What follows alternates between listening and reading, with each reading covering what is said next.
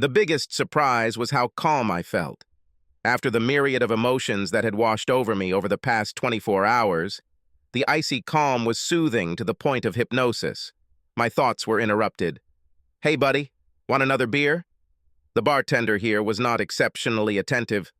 I had been sitting on this very stool for the last hour and a half and was still drinking my first drink. The bar didn't make much money from me today. "Not now, thanks, maybe a little later," I replied casually, continuing to watch the reflection in the mirror of the couple in the back booth of this smoky establishment. The smell of cigarette smoke was a little strange. Obviously, the Midwest had not yet been caught up in the health craze that was sweeping the West Coast states. The place was old, with a warm, homely feel, with a lingering smell of smoke, old wood, and stale booze. I think the best way to describe it would be as a neighborhood tavern. A long counter with high stools, facing an antique, ornate bar, covered with a mirror along its entire length, and many bottles of booze, at least 8 or 9, different brands for every type of alcohol imaginable. The visual delight of an alcoholic. Along the wall opposite the bar were deep booths, stretching from the front to the very back, where you could sit if you didn't want to, so to speak, put your stomach on the counter. The bartender stopped in front of me for a moment, as if he was about to say something. Taking the hint, I continued our tense conversation. "I don't need any more drinks right now, but you can pass me that basket of popcorn," I said, and tipped him another $5 for his troubles. It was very important that he did not bother me about my drinking habits and did not offer me supplements. I had the only chair that allowed me to clearly see in the mirror the couple now occupying the last booth. This last booth was hard to see from anywhere else in the room, and I wasn't about to give up mine. All I knew about the male half of the couple was that his name was Will Hart. He was a year younger than me and graduated from Roosevelt High School in 1985. I also knew that he was a smooth-talking asshole and had a good eye for the ladies. The only thing I knew that he didn't was that his immediate future was about to turn into absolute darkness. Even though the lady sitting in the booth with him was his age, she was still attractive enough to make passing men between 15 and 65 give her a second and third glance. At 5'5" and weighing 57 kilograms, she had a better-than-average figure, which hinted that at 20 years old she was striking. Her figure now had that slight fullness that gave mature ladies that rounded set of curves that made men want to fall face down between the inviting soft cushions of flesh and kiss their way to a place where they could breathe. She wasn't what you'd call beautiful, but she was damn cute. Dark hair, blue eyes, a small birthmark on the inside of his left thigh. I knew a lot about her. After all, we had been married for 15 years. She was supposed to be with her friends at the 20-year high school reunion. I was supposed to be 1,500 miles away, at home. Looks like we both didn't do what we should have done. When it came to homecoming for the first time, I agreed to go with her, and she just ran around making plans for a triumphant return to the old stomping ground. It's not that we didn't go back there from time to time, but since her father died and her mother moved in with us, closer to family, she hasn't had a chance to come back here. Consequently, she had not seen her old friends for 6 or 7 years. The problem arose when I had to tell her that the company I was working for had merged with our main competitor, and the merger would not be completed by the time the reunion happened. This, in turn, meant that I would not go to the meeting with her. She became furious. And when she finally calmed down, she became, how can I put it better, coolly neutral. Our sex life and everything else of a personal nature definitely took a back seat. Over the next 10 days, she spent most of her time on the phone with her old friends, planning what they would do, what they would wear, who would come and who wouldn't. But what seemed strange was that when the name Will was mentioned, she spoke in a much quieter voice and went into another room to end the conversation. One evening, I answered the phone, and a man asked for Lynn. When I asked who was calling, he said his name was Will, and that he was a former classmate who would be at the high school reunion and that he just wanted to talk to her. When I covered the phone with my hand and said the name Will, she grabbed the phone and ran out of the room. A rather lengthy conversation followed, at the end of which Lynn began to speak very quietly. When I asked who Will was, she became defensive and refused to talk about him at all. We quarreled and remained in this state until she left for this meeting. I am not the gentlest of people by nature, so by the time Lynn left for her homecoming, I was in a very bad mood and began to have all sorts of suspicions. The first evening after she left, I noticed that she had forgotten to take her yearbook, which she had been using for the last month for reference, remembering and trying to remind who was who. I scrolled through until I found old Will. He was a cute boy with dark curly hair. Above and below his photo was the inscription, "Lynn, to the cutest and funniest girl in the senior class. Remember the last FFA hay wagon ride? You still owe me a prize. I wish you good luck at university. Let's see if we can't find another haystack when you come home for Christmas. Always remember that you were delighted with Will." Lord, were we all really so banal at that age? What the hell does this all mean? Should there be a prize? What's the prize? What was Lynn's history with this idiot? As I flipped through the rest of the yearbook, I felt my fears and anger creep up, even though I had no particular reason for it, other than the insinuating note on Will's photo. However, my alpha male continued to grow. Further research revealed that he was a very popular guy, an above-average student, and a linebacker on the university football team. All I could think to myself was, fuck this guy. I was a linebacker in high school and college, and I would fuck his ass if I ever met him. Apparently, continuing to read about Will didn't improve my mood at all. During this time, my mood did not improve. And my work, the merger of two companies into one, was much easier to do on paper than in the real world, here and now. Each had their own way of doing everything, from timekeeping to order processing, and each side was more than reluctant to give up what was familiar and comfortable to it. My job was to make sure that we became one integrated company, doing business as one company while continuing to conduct business as usual at all times. When we began this process, my boss gave me only one cryptic instruction: make this merger seamless and invisible to our customers. Easy to say, hard to do, so reluctant employees had to be encouraged and persuaded that 13 and 14-hour days were the norm. By the end of the day, I was as upset and angry as can be. What added fuel to the fire was that I called Lynn every evening after she left, and the only time I managed to catch her at her girlfriend's house where she was staying. She was very abrupt and evasive when I tried to make talking about how things are going and how she is feeling. The other 2 evenings, she was out with her friends, according to the babysitter who looked after her friends' children, and asking her to call me when she returned yielded 0 results. On the 4th night after she left, at 11 p.m., just after I had gotten out of the shower and sipped a cold beer, my only source of pleasure for several days, I received a call. When the call rang, I decided that it was Lynn who was finally calling back in response to my calls, and when I picked up the phone, I immediately said, "Hey, baby, how are you?" The startled male voice on the other end of the line hesitated for a moment before answering, "Excuse me, is this Jim Thornton?" Confused, I managed to answer rather stupidly, "Sorry, yes, I can help you." "Jim, this is Bob Sims from Riverdale. I'm Maggie Sims's husband. We met several years ago when you and Lynn were visiting us." "Oh yeah, Bob, sorry I didn't recognize it. How are you? I hope that Lynn staying with you does not cause too much inconvenience to you and your wife." "Something happened?" I added, suddenly realizing that Bob would not just call at this late hour. "Not really. This call is something like a conversation between 2 husbands. I wouldn't want to pry into your Aunt Lynn's personal affairs, but I think you should reconsider and come to Riverdale." Bob's words sent a chill down my spine, and a knot formed in my stomach. "Why? Is something wrong?" "Not so much at the moment, but I think there is potentially a problem. Do you know the guy that Lynn and Maggie went to school with named Will Hart? Our conversation didn't last long, but at the end I thanked Bob for his concern and for calling.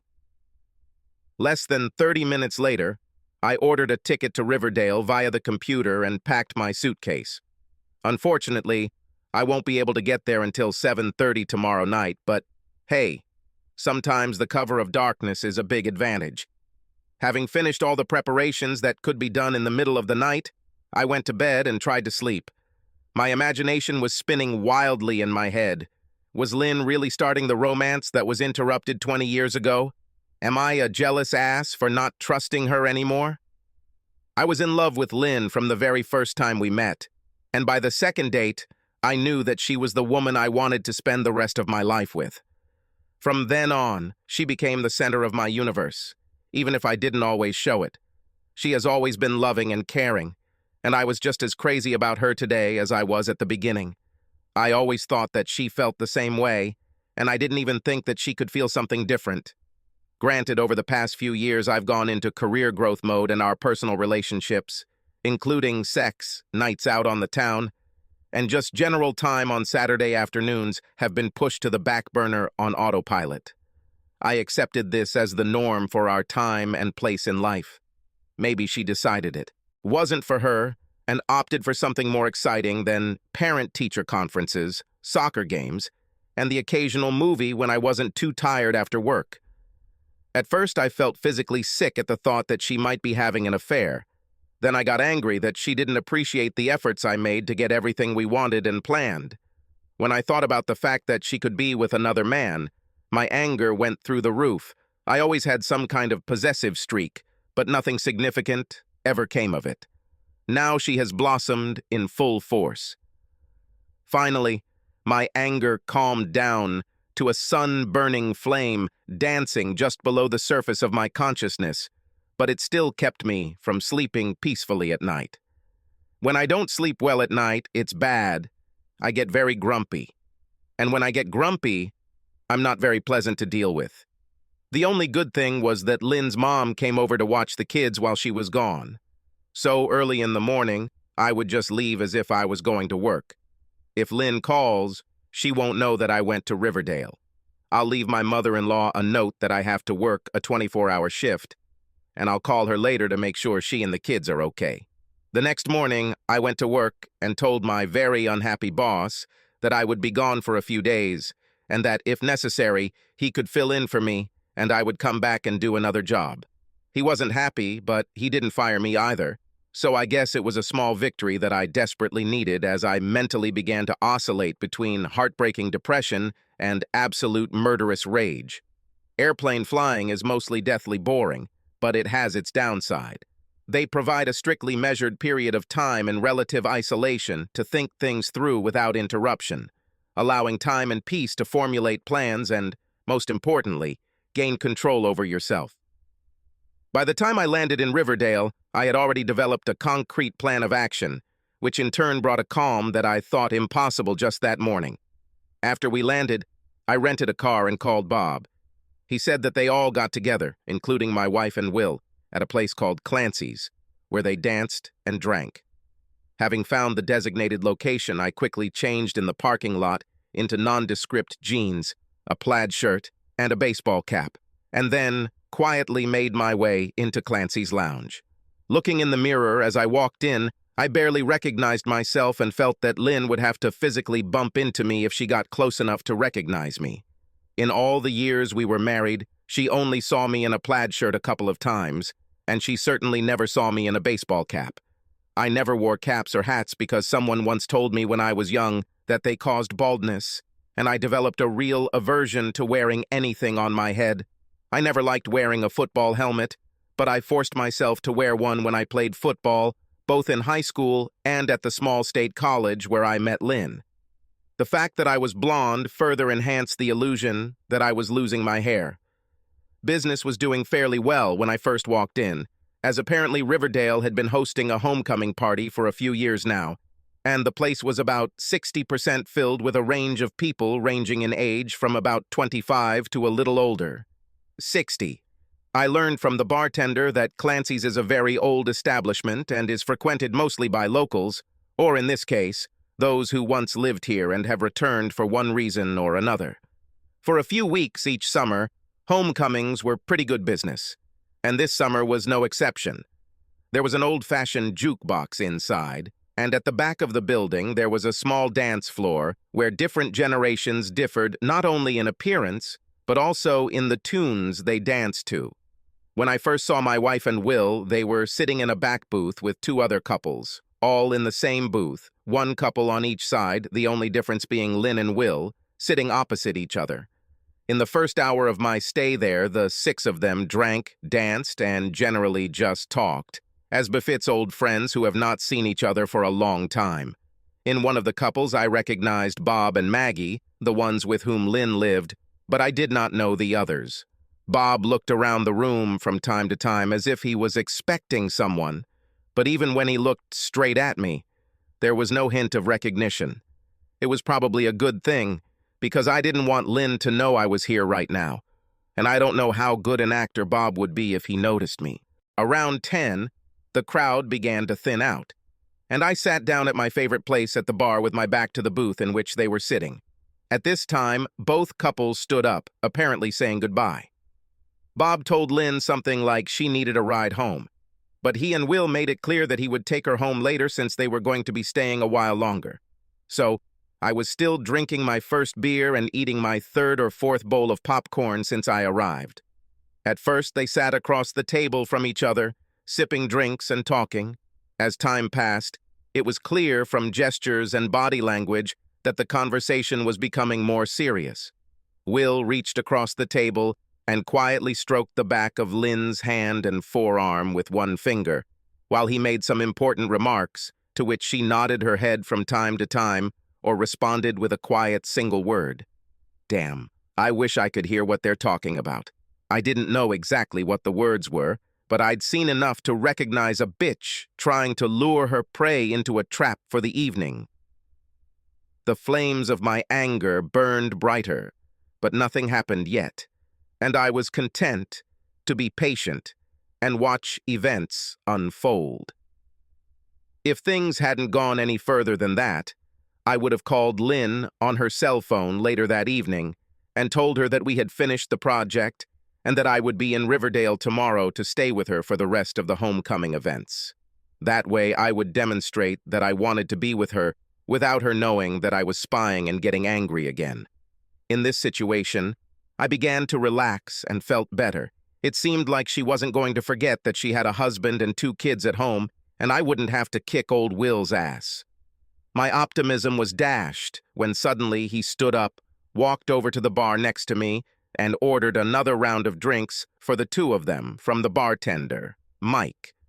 I noticed he was drinking beer, but Lynn was drinking gin and tonic, a bad sign since at home it was her favorite cocktail when we went out and planned a bout of active sex when we got home. While Will stood next to me, I crouched low in case Lynn was looking in our direction. Now was a lousy moment to be discovered. He looked at me casually and remarked, "Are you from here?" "No, I'm from the West Coast, just solving a family problem." "Are you from here?" "Not anymore. I graduated from high school and returned here only for the 20-year reunion, for the first time since I left school." "Are you having fun?" "Not really yet, but I have a feeling things will change soon," he replied with a determined grin. Around this time, Mike brought his drinks and he returned to the booth, but instead of sitting in his original seat, he slid into the booth next to Lynn. Between his comment and this new arrangement of them, my mood became even darker. Raising my head, I shouted to the bartender, "Hey, Mike, give me another stout." He grinned as if he had won some kind of prize, saying, "Sure," then walked over and placed the beer in front of me. This time I slipped him $10. I would soon need Mike on my side, and he, like all employees in such establishments, had his eye on the money. Meanwhile, the asshole led Lynn to the jukebox and fumbled for quarters while she chose a song. Standing there, they held hands like high school students, holding each other firmly. They danced to a few fast musical numbers. Then a slow romantic tune started playing, and they hugged and swayed slowly in the far corner of the dance floor. Soon Lynn had her arms around Will's neck, and he grabbed her ass with both hands. By the end of the song, he had gone so far as to cup her buttocks with both hands. Another slow tune began, and she seemed to try to push him away a couple of times. But he was persistent, and after a few minutes, she gave up any protest. They whispered occasionally, but were mostly silent. Lynn pressing her face against his chest and him burying his face in her hair as they danced slowly across the floor. During all this time, people gradually left Clancy until there were only a half dozen or so left scattered throughout the establishment. I motioned to Mike and handed him a folded $50 bill so he could get a good look at it, then leaned closer to him across the counter. "Do you have a security camera around here somewhere?" He looked down at Grant's face on the bill for a second, then quickly looked over his shoulder and replied, "Yes, there are half a dozen hidden in the ceiling niches, and one in each parking lot." I handed over the bill. "I want camera footage covering this part of the room from 2 hours ago until I left, whenever that may be. Also, I want to get the footage from the camera in the back parking lot, okay?" I stated as coldly as I could, looking straight into Mike's face without batting an eyelid. "I don't know, man. Something like this could get me into some really deep shit," he replied nervously. "Why do you need these notes? What are you gonna do?" Ignoring his question, I continued to look at his face. "If you do this, you'll get 4 more grants." And then he just sat there and waited for the dollar signs to come in. After 30 seconds of feigned disinterest, he replied, "Okay, but if something happens, I'll turn around and cover my ass." "No problem, Mike. Your ass is safe. Just please me a little." I then ended our conversation by standing up and looking around for Lynn and the asshole as I was thinking about Will. I was not prepared for what I saw, and I had to suppress a scream so as not to disrupt everything. There, in a dark corner of the dance floor, they locked in a kiss that was a full-blown exchange of saliva and tongues. I was about to intervene when Lynn pushed the ass off, abruptly returned to their booth, and sat down. She seemed stunned when Will slid in next to her and wrapped his arms around her, whispering something that seemed to calm her down, and she leaned against him with her eyes closed as they quietly sipped their drinks. They sat there for a while until he turned her to face him and pulled her towards him for another searing kiss. She tried to resist again, but eventually gave in and returned the hug with equal passion. It took all my willpower not to drag her out of the booth, kick her in the ass, and then kick this asshole's ass right in the middle of the hall. In front of me was the woman I loved more than my own life, the mother of my children, behaving like some kind of hormonally hypertrophied high school student. The surprise intensified, and while I was watching the reflections in the mirrors, his hand appeared on her chest and began to slowly stroke first one, then the other breast. When there was no objection, a hand pulled down her dress and bra, exposing her breasts to anyone who happened to look in their direction. Then he leaned down and began kissing her breasts as she seemed to melt. After a few moments, her eyes suddenly shot open. She pushed him away and quickly returned her magnificent breasts back to the confines of her bra and dress. She became visibly angry and pushed him away, giving him a verbal beating at the same time. He remained impassive until she finally ran out of steam, and he sat silently and smiled at her for a few more moments. Then, smiling like a Cheshire cat, he shrugged and launched into what looked like the publicity stunt of the century. She listened with an angry face until what he was saying finally improved her mood, and a small smile appeared on her face. Whatever he said must have worked. In the end, each one smiled at the other, although Lynn sometimes shook her head. He must have played his big card after all, because, although I didn't hear a word he said, it was obvious that she had finally, reluctantly, agreed to what he was selling. What happened next was the most shocking thing I have ever seen in my life. Lynn slid sideways into the booth until her back was against the wall and propped her feet up on the seat, so she was facing the asshole and her back to the outside end of the booth. Looking around the room as far as she could see from the back of the booth, she lifted her dress up to her waist, revealing her bare legs and the turquoise lace panties she was wearing. Will stared at her like a little kid in a candy store, grinning from ear to ear and bouncing contentedly in place. She then started to pull her panties down. I sat in paralyzed silence.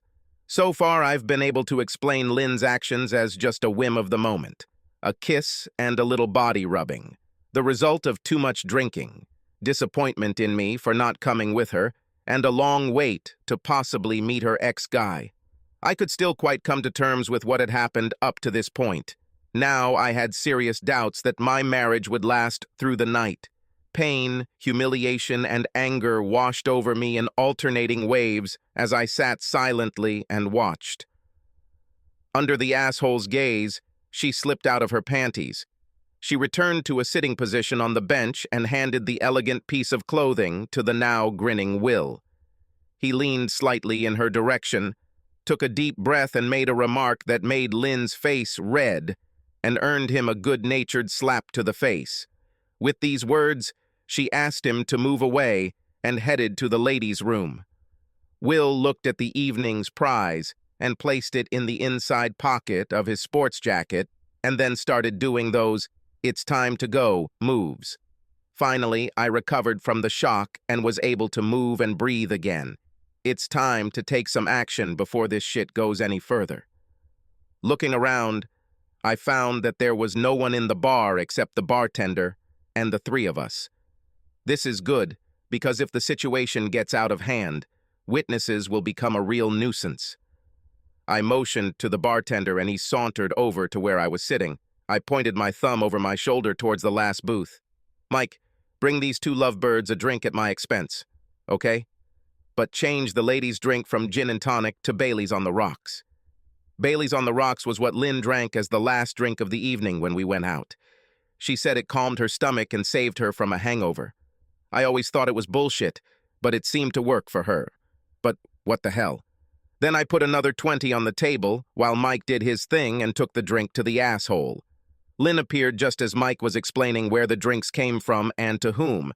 He pointed in my direction as he explained, "Will saw me and thought I was just a drunk from the bar making a friendly gesture, but Lynn had a strange look on her face as she alternated her gaze between the Baileys and me.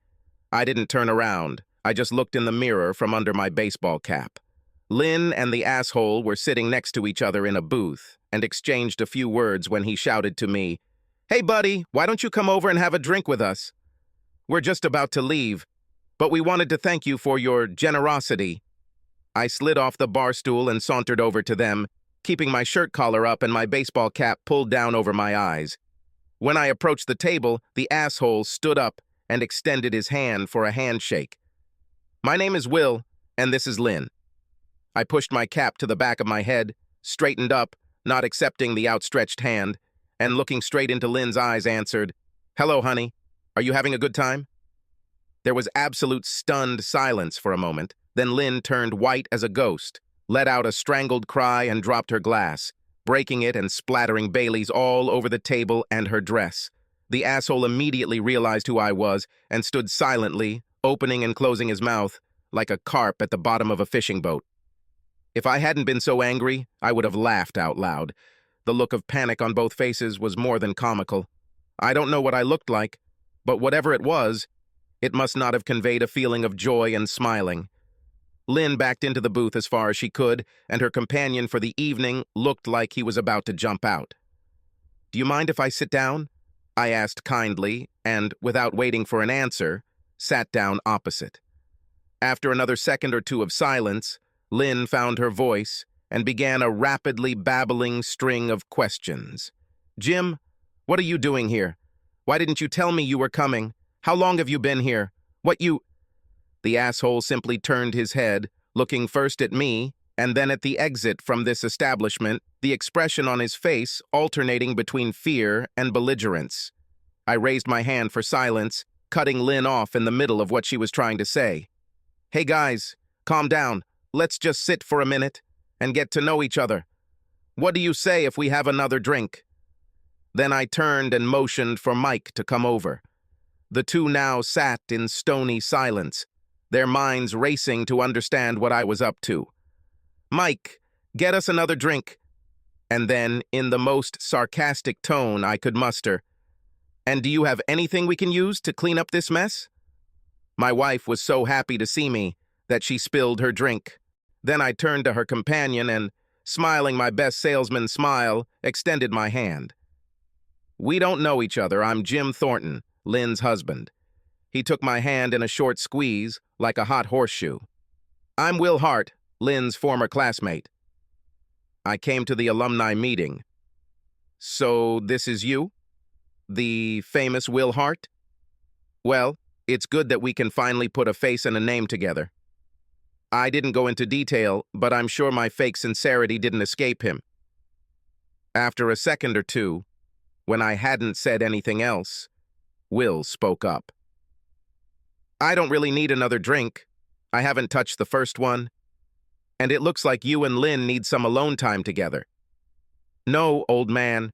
Stay where you are, I answered calmly, but with a clear hint of poison in my voice. My wife and I need to discuss something, but for such a close friend as you, nothing is secret. By this time, the tension had become so strong that you could feel it on your skin. Lynn went completely silent and just looked at me in absolute panic. The asshole tried to look anywhere but at me. Mike brought a fresh round of drinks and a rag from the bar to clean up the spilled Baileys. I just sat quietly while Mike did his thing and smiled at them both across the table. It was strange how quiet it suddenly seemed after the constant din that had been in the background all evening. I might appear calm on the outside, but on the inside I was a seething cauldron of emotions. Anger, pain, fear, confusion. All this washed over me like alternating icy and scalding hot water.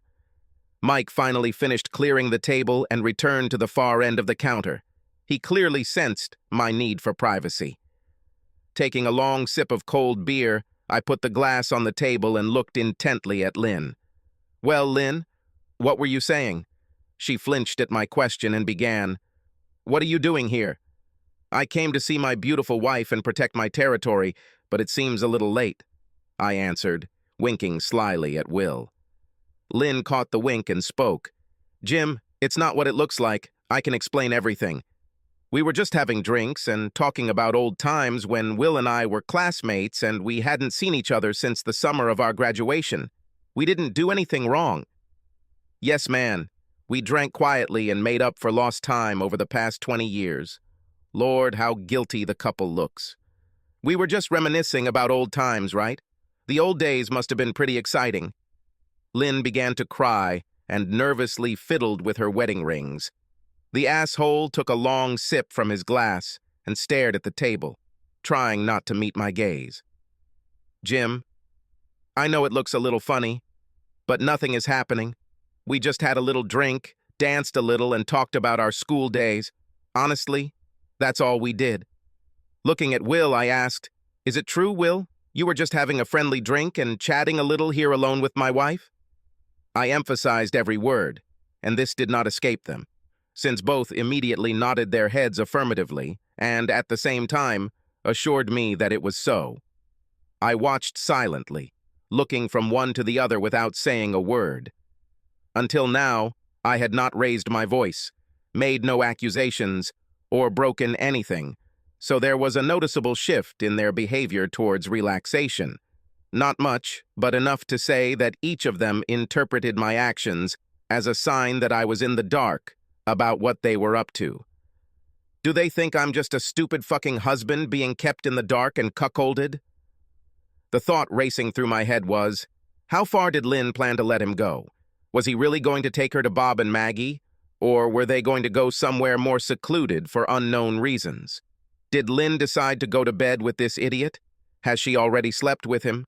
How long have they been planning this? Does she love him? And is our love and marriage over? And for the asshole, well, I've met enough of them to know that what happened between him and Lynn was much more than memories of old times. He was actively planning and organizing everything to get her into bed, plain and simple. So far, I have successfully held back and remained calm. I could accept that it was just a one-time mistake when there was too much to drink and slow music playing. I could probably also understand him grabbing her ass and grinding against her on the dance floor. But pulling out her breasts and fondling them with an ongoing hug in the booth, and the way she took off her panties and gave them to him, went far beyond anything understandable, acceptable, or forgivable.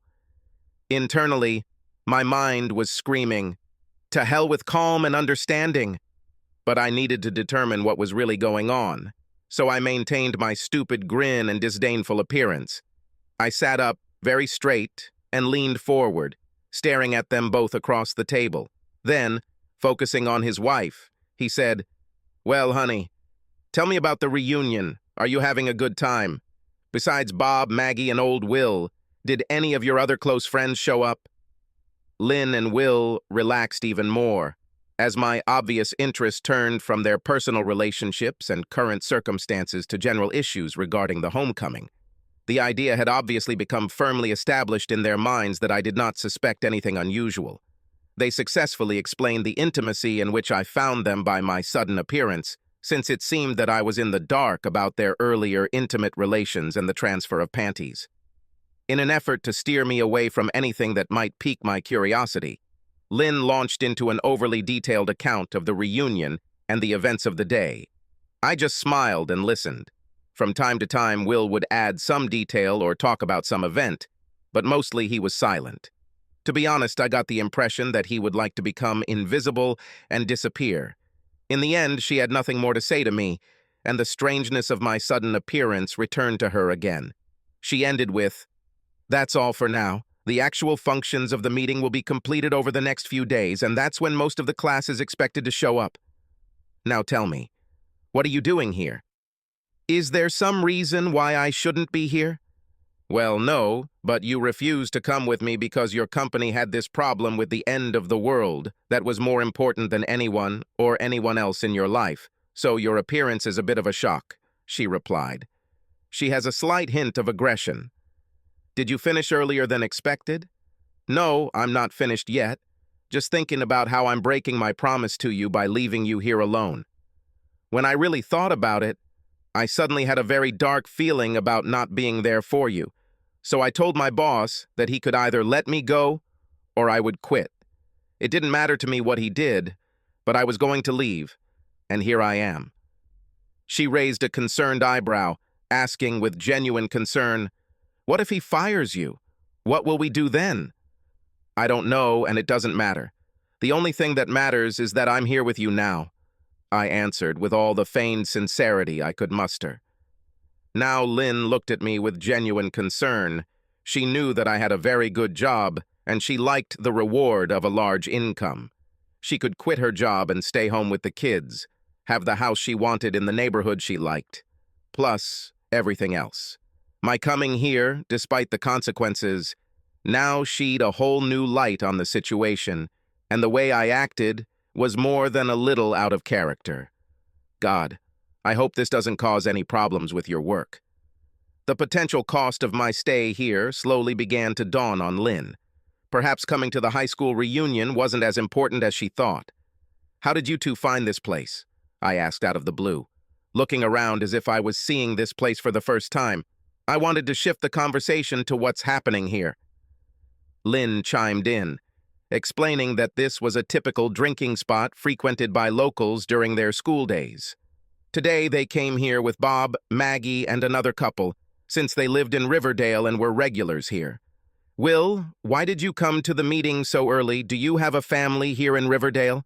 Lynn no longer has family here, but she wanted to come a few days early to visit her old friend Maggie. I waited for his answer as if I was sincerely interested in him. Startled, Will cast an almost imperceptible glance at Lynn. "Yes, my parents live here in retirement, and I came to spend a week with them before the start of the homecoming events. I didn't expect to see my classmates before, so you can imagine my surprise when I ran into Lynn and Maggie at the mall yesterday." Lynn's eyes widened, and she flinched at Will's offhand comment. She knew that I was aware that he was coming to the homecoming and that he had called Lynn a few weeks ago to chat. This guy didn't know when to keep his mouth shut. I looked straight at Lynn, who stared at me like a child who had been caught in the cookie jar. "As I understand it, you were friends with Maggie and Lynn at school. What was Lynn like at that time?"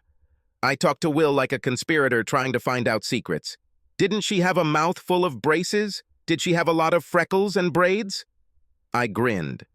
With every moment of my conversation with Will, Lynn became noticeably more and more tense. He had already lied once, and the longer he spoke, the greater the risk that he would be caught again. For my part, I continued to play the dumb husband. "Come on, Jim. Stop asking Will about his personal life. and especially about him trying to remember me when we were in high school. It was a long time ago. So you still had braces, freckles, and pigtails? You know, Will, before we met, she didn't tell me about herself at all.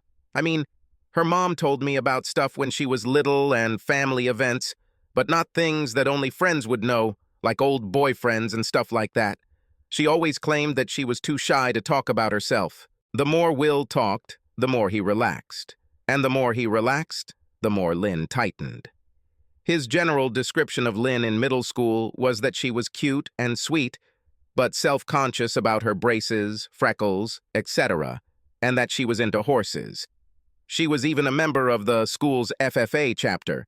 She didn't date for the most part until the end of her senior year because she was a late bloomer, both physically and socially. It turned out that Will's parents owned a large farm near the city, and he was also a member of FFA. I pretended to hang on his every word, laughed at all the funny moments, and we compared football stories when the topic came up. Lynn sat mostly in uneasy silence, occasionally objecting to something Will said or adding a little to the story. She wasn't happy about being the topic of conversation. His last story about Lynn was about an FFA-sponsored hay wagon ride at the end of their senior year, just before graduation.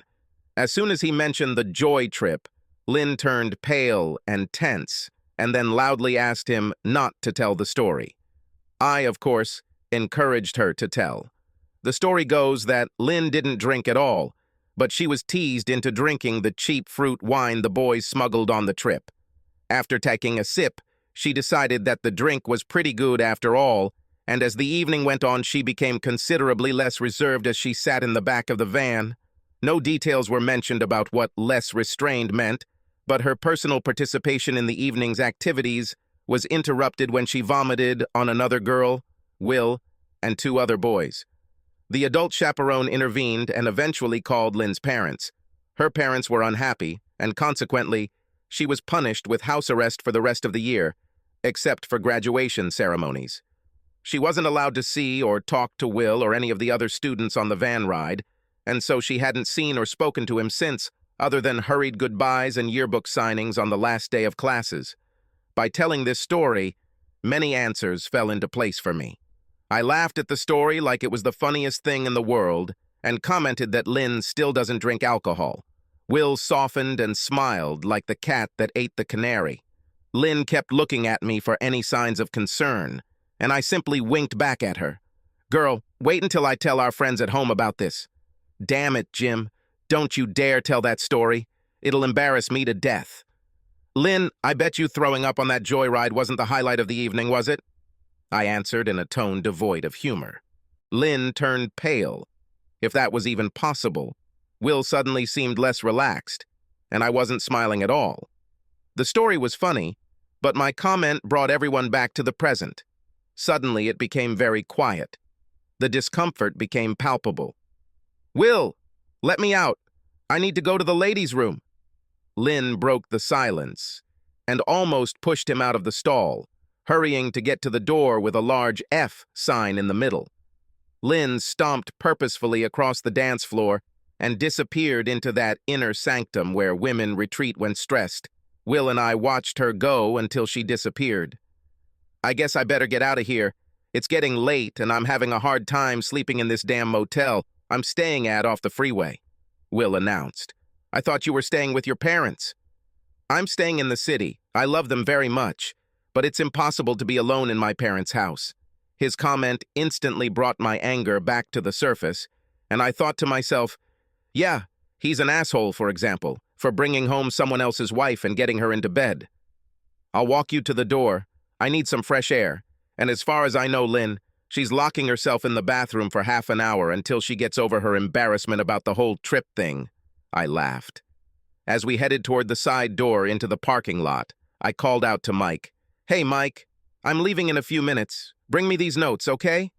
He nodded in response, stood up from his chair, and headed into the back room. Will walked out the door, and I followed him into the nearly empty parking lot, still only my rental car and my 2-year-old BMW. Perhaps in an attempt to make idle conversation or suddenly having a vague recollection, Will turned to me and casually asked, What records do you want from Mike? Oh, CCTV footage on the dance floor and in the booth where you sat tonight. I answered as casually as possible and waited. Soon a light came on in Will's head, and he turned to me with an expression of understanding and concern. Walking out the door, I let go of the control I had been holding over the anger I had been holding all evening and let the dog off the leash. The surge of adrenaline was intoxicating. "Hey, Jim!" was all he had time to say before I punched him in the stomach as hard as I could with my right fist, after which I stood in front of his nose and growled like an angry dog. "Listen here, idiot. You will not receive any prize from my wife, not tonight, and never while she is my wife. If this little interlude results in me and her breaking up, then after that you can do whatever you want with her. But you need to know something. If Lynn and I get divorced because of this, I will hunt you down and put you down for a long time in hospital. If we stay for this meeting over the next few days and I just find you at the same end of the room as her, I will beat you like a drum. You understood me." He shook his head up and down, but didn't make a sound other than trying to suck in air, trying to regain his breath. "One more question. Did you sleep with her? Slept with her in high school?" "No. She got sick before we got this far." He croaked. "Have you slept with her since she's been here?" "No." "Did you plan to do this tonight?" "Yes." "I'll ask you one more question or two. If you don't tell the truth, I'll beat the crap out of you. Understand?" I nudged him lightly with my knee to get his attention. "Did she agree to go to your room and have sex with you, or did she indicate to you that she would do so?" "Not really." "What the hell does that mean, asshole?" "She seemed okay with a little cuddling, and when she had a few drinks, I was able to cuddle her a little. But eventually, she always seemed to explode and make me stop," he croaked as hard as he could. "Then why the hell did she give you her panties?" He rolled his eyes, as if he wanted to avoid answering, but knew he couldn't. "That was the promise she made to me on that trip, before she got sick. In middle school, I collected panties as prizes from my conquests, but before I could get her into bed that night, she started puking all over everyone. Tonight, I persuaded her to give me the prize for old time's sake. I slapped him on the cheek to get his attention, then opened the car door and pushed him into the driver's seat. Get your ass back to the motel and put some ice on your nose and eyes. You're not really that hurt. But remember what I said. If you start hitting wedges again, you will be seriously injured. Think twice before approaching a married woman in the future. Sooner or later, you will be killed." With that, I slammed the door and stepped back, watching as he started the car and drove away. I had cooled down to an acceptable level, but my heart was breaking. Even though Will said that Lynn ultimately rejected his attempts to seduce her, she nevertheless crossed boundaries that a married woman should not cross. I had already decided what I was going to do. So I put the green lace panties in my pocket and went back to the bar. Lynn came out of the ladies' room just as I was handing another Benjamin to bartender Mike for the tapes. Luckily, he put them in a bag, so she had no idea what they were. She came up to me and looked around. "Where is Will?" He suddenly didn't feel very well and decided to return home. She looked at me puzzled, but didn't say anything. "Are you ready for another drink?" "I don't think I want anything else to drink. I've got Bailey's all over my clothes, and I'm a little in the mood to continue the party." Her last remark almost put me over the edge. She was in a good mood to continue the party until her boyfriend disappeared, and then she doesn't feel like celebrating with her husband. The only thing I could do was not grab her and shake her until her teeth chattered. "Well, I want another drink, even though it has nothing to do with the party. So just sit on your cute little ass," I hissed. Shocked by my sudden change, she sat up abruptly and looked at me warily. "There's no point in behaving so disgustingly." "Hey, Mike, bring me another beer," I shouted to the bartender.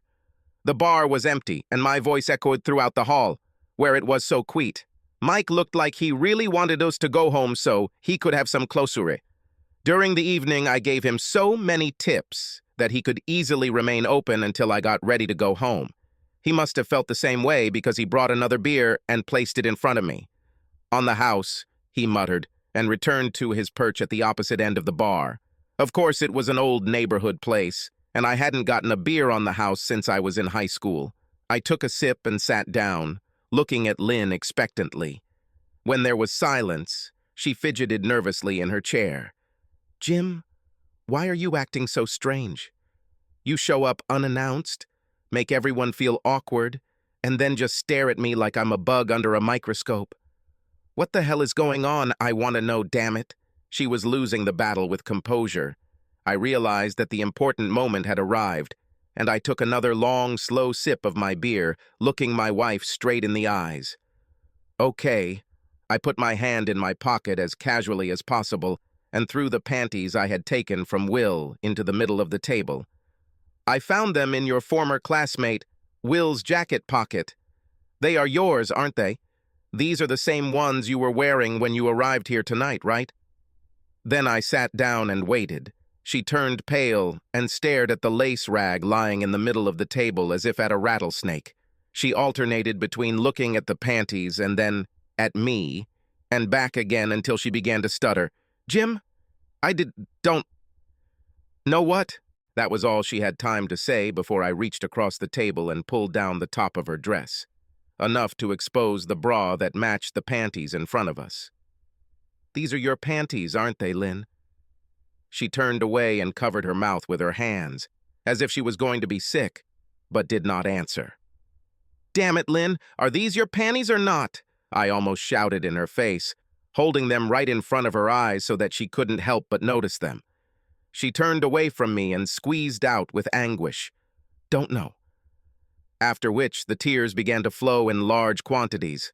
At this point, I lost my patience. "I don't need to talk nonsense anymore, Lynn. They are part of the set, matching the bra you are wearing.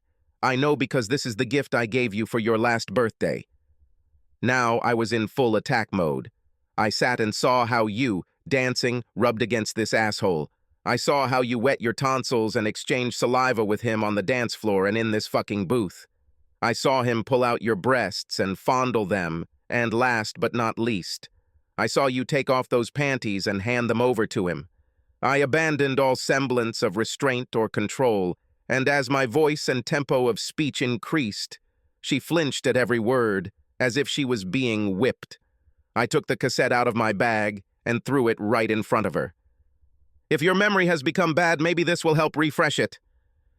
Here's the security camera footage that recorded everything that happened at this end of Clancy over the last 6 hours. At this point, she burst into violent sobs, as it was obvious that she had been caught big time. There was nowhere to run, nowhere to hide. The naked truth came to light. I paused for a second to catch my breath, and she weakly tried to formulate a response to my tirade. I cut her off, and then continued in a calmer but no less vindictive tone. "I understand you've been planning for weeks to meet the asshole, pick up where you left off in high school, and sleep with him. The only reason you didn't go to his motel room right now to have sex with him is because I showed up and ruined the party. Instead of being happy about me, you acted as if I was trespassing where I was not supposed to. Well, Lynn, if I catch my flight home tomorrow, I'll head straight to the law office and divorce your cheating ass. You don't have to worry about going home. You can pick up right where you left off 20 years ago here in Riverdale with dear old classmate Will. I will explain to the children that you decided that our family is not worth the old love that you did not finish while you were in high school." With that last flash, all my energy left me. All emotions washed away except for a vague feeling of sadness. I leaned back in my chair and stared blankly across the table at the man who was my partner and the love of my life. She let out an almost primal scream, and the tears flowed nonstop. "No, Jim, no! You can't think like that! I love you! Why would you do such a thing? It's not what you think!" The floodgates were open, and she sobbed, covering her face with her hands. "Sorry, please let me explain." I sat in silence, watching her scream as if the life had been ripped out of her body. Seeing her in such pain tore me up inside. I've loved her since our first date. Every day, every special event, I loved her more and more. With the birth of our children, with our first new home, she was my friend, lover, confidant, and guardian, all wrapped up in this amazing package. I always thought she felt the same way about me, Sitting here, wallowing in self-pity, it seemed like I was so obviously wrong. I sat silently and watched her emotions run their course. I offered no consolation, no sympathy, no assistance. There were no more shouts, screams, or accusations, no violence or threats. I just sat in silence. She was in pain for which she was responsible, and she would have to deal with it. Eventually, she ran out of tears and sat quietly with her head in her hands, not looking at me. Her silence brought me out of my stupor, my growing consciousness strangely filled with guilt and remorse. Looking at her melancholy and hopelessness, I stupidly thought, did I do the right thing? Wasn't I too harsh? The fog cleared to the point where I could think again, so I walked up to the bar and said quietly to Mike, "Hey, Mike, can I get a clean, damp cloth and a big glass of water?" As he retrieved what he needed, I was struck by the stunning silence of the place and the strange shadows cast by the neon beer signs, now that most of the lights were off. The numbness and lack of noise reminded me of the feeling you get at the end of a long drive when everything is quiet, except for the ringing in your ears. I returned to the booth, sat down next to Lynn, and, tilting her head back, carefully washed her face with a cold, damp cloth, wiping away the mascara and the streaks of tears. Then I handed her a glass of water. She looked completely devoid of any spark of life or energy. After she had drunk, I sat back on my side of the booth and silently watched her motionless figure. We sat like that for a very long time. The silence was broken by Mike, who approached with an apologetic look. "Sorry to interfere, but it's time for me to close." I fished out my shrinking money clip and handed him another 100. "Can we sit here for another 30 minutes until you close? Leaving right now would actually be bad for us." He looked at the bar, then at the money, and finally at Lynn. "Of course, but I'll turn off the lights and lock the doors. I don't want to attract late-night drunks who might want to come in for a nightcap." "Thanks, I appreciate it." Mike left and got to work locking the building. Lynn stood up, clasping her head in her hands, and, looking searchingly into my face, said in a thin voice, "I didn't mean to hurt you. I know this evening looks bad, but it's not what you think. I didn't come to Riverdale to have sex with Will, and I would never have sex with him, no matter what." I thought about what she was saying and what she said earlier in the evening. "Okay, Lynn, you keep saying that this is not what I think, that this is not what it looks like, so explain to me." She took a deep breath and let out a long, shaky exhale, then sat up straighter in her chair. "Please don't be angry and let me finish before you say anything. I'll be completely honest. If you have any questions when I'm done, I'll answer them without trying to wriggle out or obfuscate in any way. Please do it." "Okay, I'll do my best. Jim, the most important thing is that you know that I love you, and only you. I have always loved and will always love. Now, I know it's hard to believe from your perspective, but it's true. What you saw here tonight between Will and me was just a spontaneous moment, something that grew out of a bunch of little circumstances that came together at the same time." She stopped to take a long sip of water, watching me carefully the whole time, perhaps waiting for a reaction. I sat impassively, not wanting to miss anything and not wanting to influence what she had to say. I've been looking forward to this reunion for a long time, and to be honest, mostly for very selfish reasons. When I first received my homecoming notice 9 months ago, it dawned on me that I graduated from high school 20 years ago. More than half of my life has passed since then, and I suddenly felt very old and leaving the stage. I looked at myself in the mirror and saw extra bulges, wrinkles, bags under my eyes, and it hit my self-esteem hard.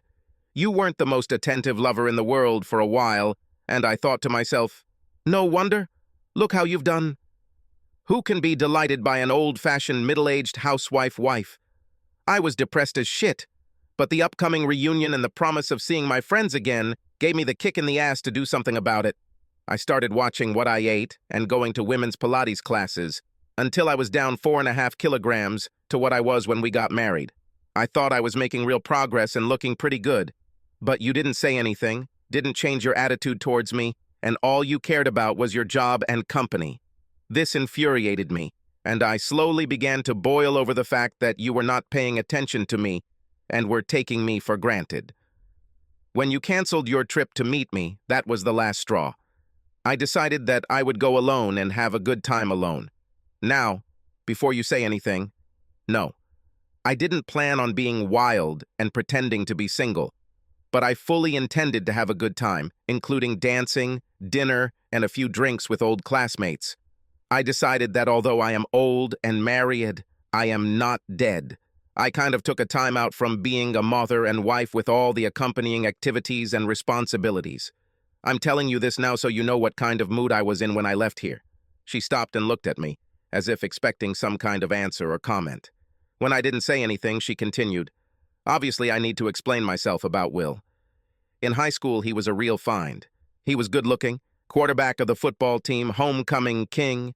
On the other hand, for most of high school, I was a short, boyish girl with braces and freckles. None of the boys even looked at me, let alone Will Hart. We heard all these stories. He was in great demand among the ladies, and they lined up for him. I could only dream about dating him, and this continued for most of high school. My senior year changed all this. I began, as they say, to bloom. I got all the right spots filled in, my braces came off, and my freckles didn't seem that big of a deal anymore. The big problem was my complete lack of experience up to this point and my parents watching me like hawks. I joined FFA because I was crazy about horses. Will joined because his parents owned a big farm east of Riverdale, and all the farm kids seemed to join FFA as a matter of course.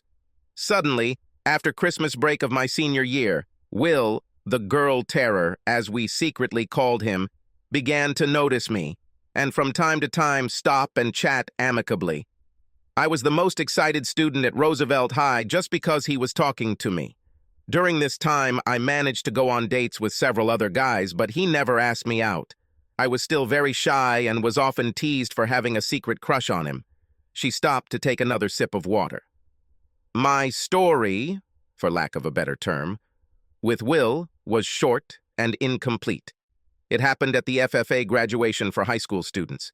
Each year, the FFA director would take the high school students on a hay wagon ride around town, ending with a party and dance at school.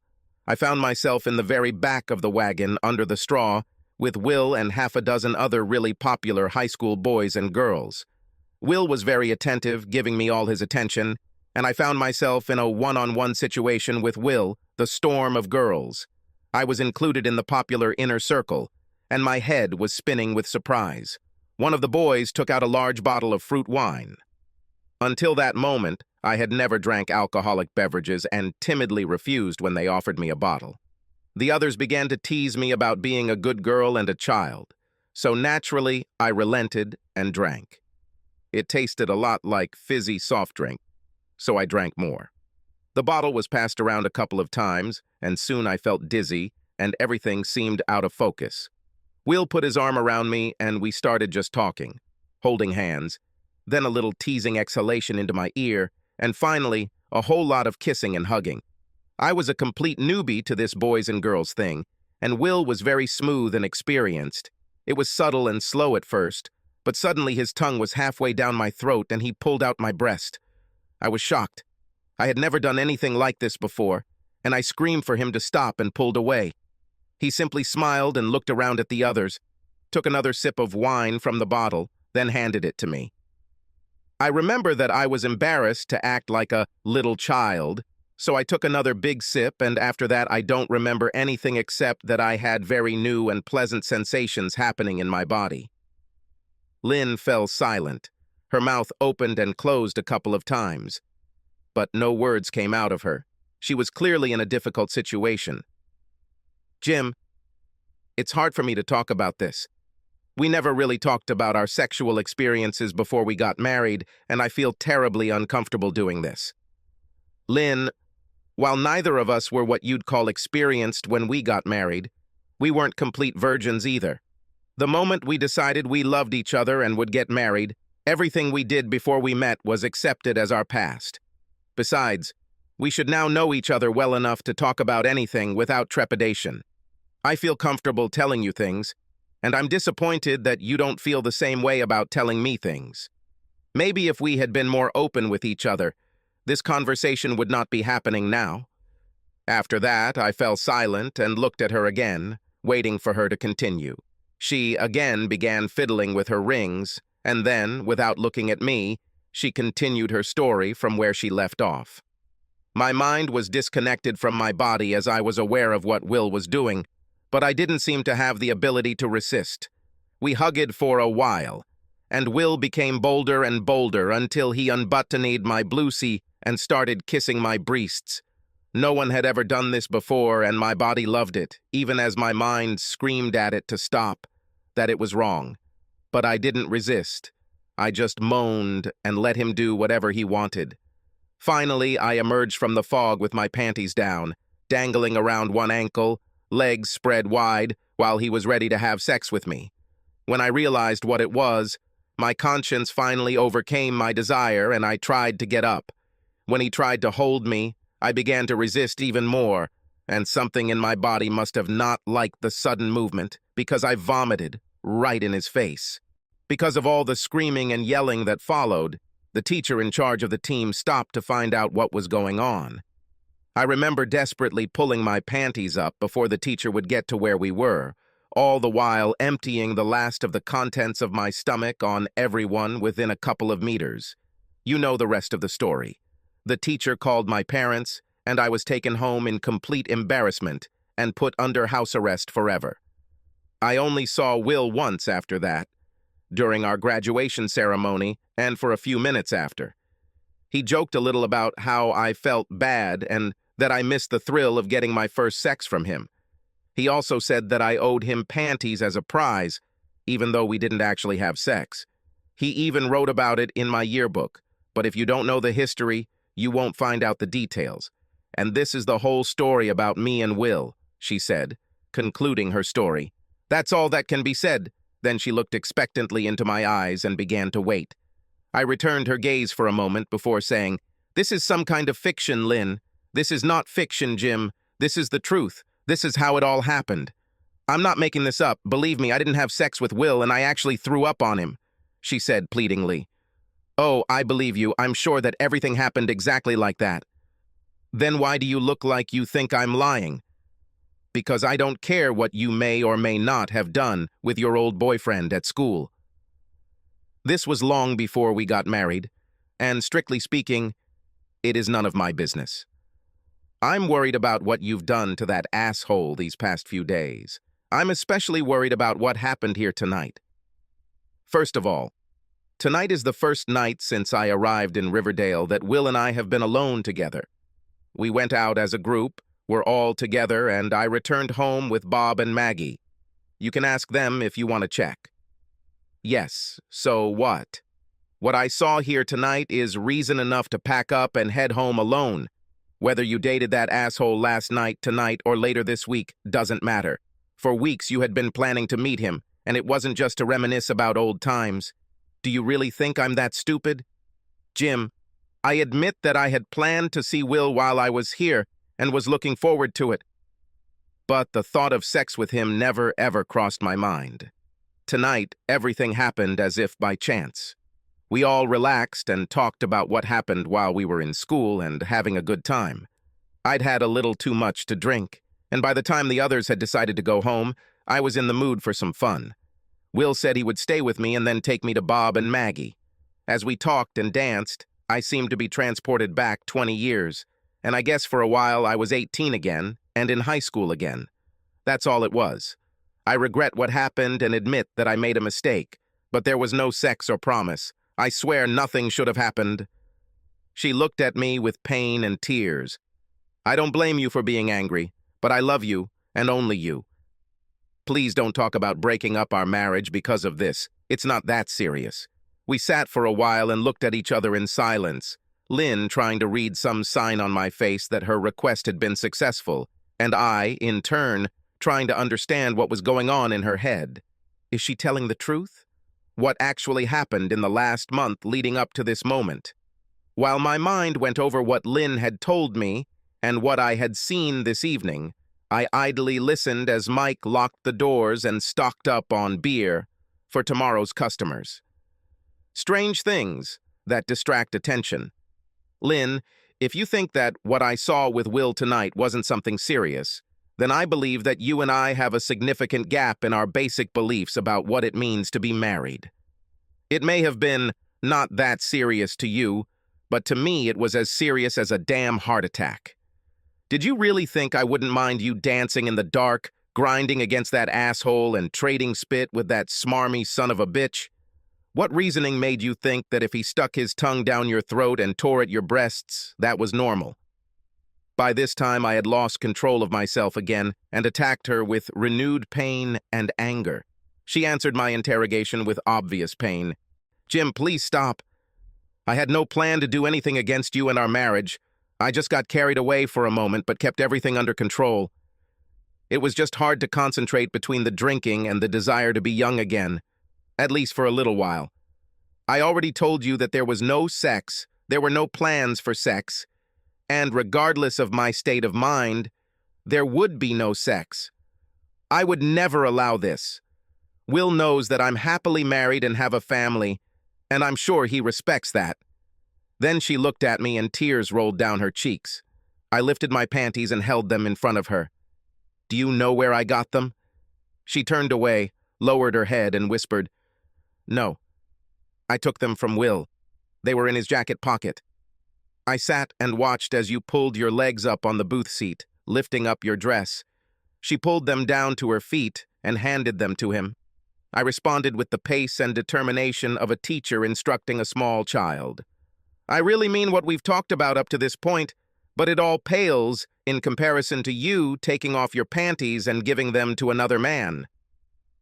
Strangely enough, I found myself in a zone where my mind was telling me I had all the time, space, and power I needed in the world. I had patience, I was calm, I controlled myself, and whatever happened, it would happen according to my will. "So, Lynn, do you want to explain why you gave the panties to your old classmate Will, who you were not planning to sleep with?" I fell silent. Finally, she answered in a voice barely above a whisper. "Because I promised." "What do you mean, promised?" I asked, incredulously. Again, nervously fiddling with her rings and a quick glance at me. "I know you're aware that he's called me at home a couple of times in the last 6 weeks. One day you even answered the phone. Each time we talked for quite a long time, and frankly, I was immensely flattered that he even remembered who I was, much less took the time to call and ask if I would come to the alumni meeting. Anyway, our conversation eventually got to the trip incident, and he reminded me that I still owed him a prize. I said that it was all a long time ago, that I was married now, and that I didn't think it would be that appropriate. He just laughed and said that there was no statute of limitations for receiving the prize, and that we could talk about it at the alumni meeting. He teased me a little, saying that I hadn't changed much from the shy girl I was 20 years ago, and then he calmed down. Tonight he brought it up again and didn't want to change the subject. He reminded me that the last time we saw each other was during his yearbook writing, and that I promised him that the next time we see each other, he can claim his prize. He accused me of breaking my word, and that it was the least I could do after I threw up on him in the hayloft. We had a bit of back and forth until I finally relented and said I would give him my panties for old time's sake. Then he started saying that they weren't very valuable in themselves, and that if I just gave them to him, it wouldn't be anything special. At that moment, I regretted that I let go of the asshole in the parking lot so easily, and promised myself that if the opportunity presented itself, I would correct my mistake. "You know what he needed, don't you, Lynn?" "Yes." "Well, say so. Say this so that later, when we try to sort out this nonsense, there will be no misunderstandings between us. He hinted that he wanted to have sex with me. But I made it clear that this will not happen. Made it clear! Did you make it clear? This son of a bitch didn't hint at anything. He was on a deliberate campaign to get into your pants. Made it clear, you say? Damn it, Lynn, are you really that damn naive?" I was on edge again. Once I had everything under control, she pushed the right buttons to drive me crazy again. No, Jim, this shouldn't have happened. I told him no way. I told him that if he continued like this, I would call a taxi and go home and never see or speak to him again. In the end, he agreed that if I gave him the panties, he would forget about it. And you did what he asked? I asked, shaking my head in surprise. Yes, I didn't want to hurt his feelings, and after all, I promised him that he would receive his prize. She answered in such a way that it sounded noble and logical. Jim, I gave my word. Then she sat down and looked at me expectantly, as if she had just explained everything. I sat stunned for a moment, unable to believe what I had just heard. Lynn, do you think I'm the dumbest bastard in the world? Or are you the most naive 38-year-old woman on the entire planet? No, Jim. I know for sure that you are far from stupid, and I may have been a little slow in understanding Wills's plan, but I think you're making a mountain out of a molehill. I'm sorry for letting things get a little out of hand, okay? So let's leave it at that, please. Eventually, my anger subsided a little, and I listened to all this crap. I leaned forward over the table so that we were looking into each other's eyes. Okay, Lynn, there seems to be something here that's eluding you, so I'll get it straight. You described your actions here tonight as not very serious, and that things were just slightly out of control. Well, you should think about how serious they might be for me, because as far as I'm concerned, you cheated on me and broke your marriage vows. I mentioned divorce for a reason, so it's time for you to wake up and really understand what's going on here. I continued, I will not share any part of you with another man, not mind, body, or soul. What you did here tonight with your old boyfriend is absolutely, without exception, unacceptable and intolerable to me as your husband. And this nonsense about you giving him a word that you should have kept. To hell with it. You didn't mean to offend him? Damn his feelings. I don't care about the promises you made to him. Our marriage vows nullify every promise you ever made to that asshole son of a bitch. Now I was on a roll and there was no holding back or compromising. I thought she was all done crying, but tears appeared in her eyes again when I continued the attack. Jim, please, no more. No, you wait to hear everything. Are you saying that part of this was because I was too busy with my work to pay any attention to you? You damn sure didn't mind the luxury house, new cars, and prestigious area that you simply needed. Where do you think the fucking money comes from to pay for all this crap, Lynn? This is due to the high stress of a full-time job that I deal with every minute of my life. And what did you do to make me interested in you? What steps have you ever taken to make me pay attention to you, to feel more attracted to you? Damn it, you acted like you didn't care if I liked you or not. On another note, how would you feel if our roles were reversed and my old college friend Marianne Laporte and I were sitting here tonight and you were watching us from the bar? Would you consider me swapping saliva with Marianne and fondling her big breasts as nothing serious? What would you think if you saw her take off her panties and give them to me as a prize? I've often wondered if she was blonde all over. Would you enjoy watching me check it out for myself, for my own sake? Is it okay if I tell you that I'm just going back in time for a while because I'm starting to feel old and not as handsome as I was in middle school? That I need a little break from my marriage to boost my self-esteem a little and feel better? With these words, I stopped to give her the opportunity to say something, but she was completely unable to answer. Well, Lynn, say something. After long, painful minutes, she found her voice. What can I say? You are absolutely right. I didn't think about it in any context related to you or our marriage. In my head, it was just innocent fun. I thought a little dirty dancing and everything else, as long as I didn't have sex with him, was just a little naughty and frivolous. And the thought of you doing all this with Marianne Laporte is simply unbearable. If our roles had been reversed, I would have been devastated. And with this confession, she fell silent with a painful look that spoke eloquently of the confusion she was experiencing. I gave her a moment to let everything settle before speaking again. The anger was gone, the fire in my belly was gone, and all I felt was loss and regret. What are you going to do now, Lynn? Where do we go from here? What do you mean, Where do we go from here? I'll do whatever you want. Just say it. As far as I understand, we have two options, and which path we take depends on you. First of all, if you think that what you did to Will is within the bounds of acceptable behavior in a marriage, and I'm being unreasonable, then you can continue to attend your homecoming here in Riverdale as planned. In the morning, I will catch my flight back home and begin the divorce process as quickly as I can. I told you that I don't want to share you with anyone else, and if this is too hard, then no matter how much I love you, we should break free from each other and go our separate ways. I can't live with the idea of my wife needing a break from our marriage and being mildly wicked, as you described it. To be honest, I wouldn't expect to get much comfort from Will because I told him that as long as we were married, I would beat him to a pulp if I caught him in the same room with you. After we get divorced, maybe you two can move in together and figure out what you've been missing.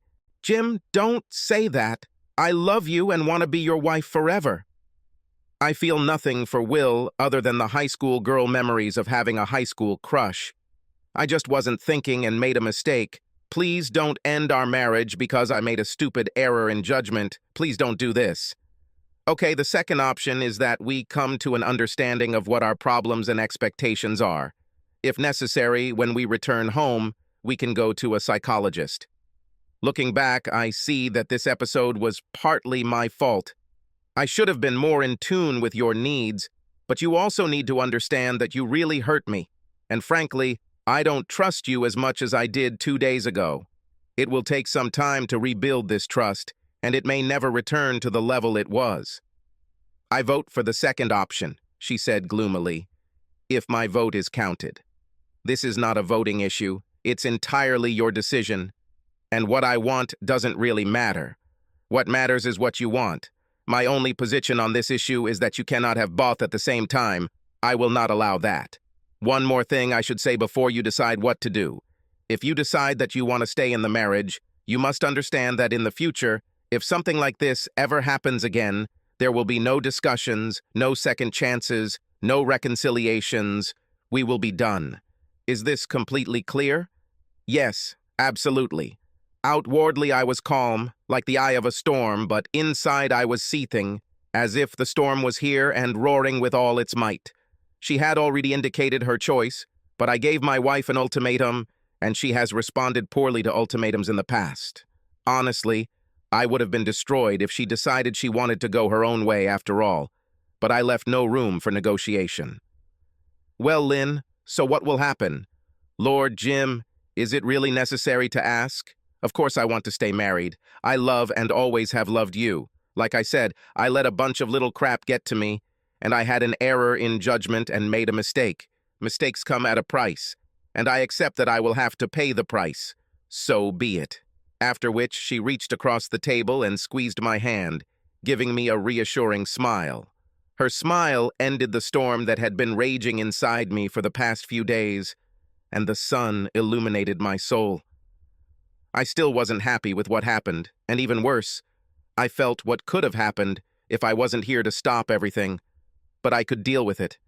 Besides, logically, I either accepted what she was saying or I didn't.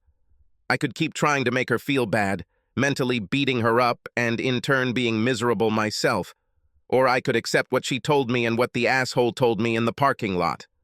What did I have to lose?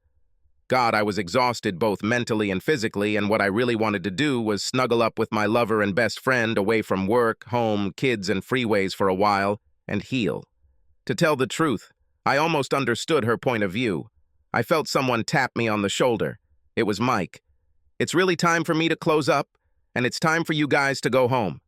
I looked at Lynn, and a mysterious smile appeared on her face, and she, blushing slightly, said to me, I feel a bit of a draft here, if you know what I mean.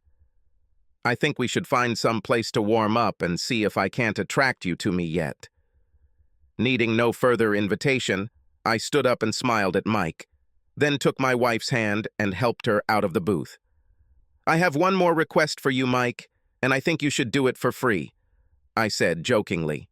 He frowned as if his stomach was bloated with gas. Okay, one more if it doesn't take extra time. Do you have a bottle of champagne? And tell me where the nearest motel with big beds and a jacuzzi is? I guess I'll go hunt for the prize.